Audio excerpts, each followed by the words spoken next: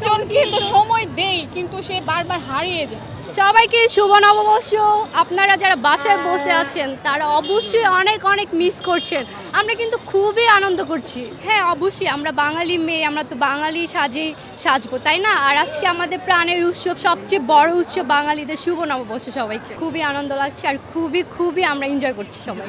বৈশাখীর যে যাত্রাটা ছিল ওটাতে তো হচ্ছে আমাদের অনেক প্রফ ছিল, অনেক সুন্দর সুন্দর জিনিস ছিল, তো ওগুলোতে দেখেছি।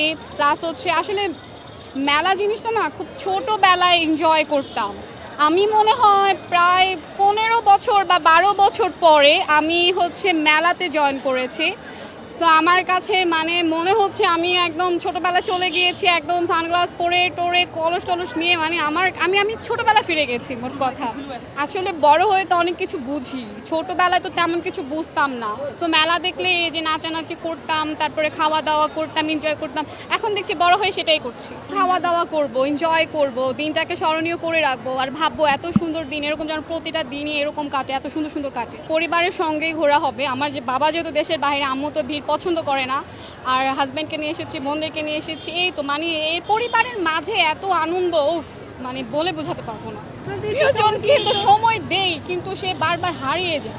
এখন কথা হচ্ছে মানে এখানে আমি এত বেশি এনজয় করছি যে আসলে তাকে এই মুহূর্তে আমি সময় দিতে পারছি না। তখন সে রাগ করবে, তখন বলবে আরে তুমি তো আছোই, যে ভাইয়ারা হচ্ছে ক্যামেরায় ছিল, ইন্টারভিউ নিচ্ছে, তাদের সাথে আর দেখা হবে না।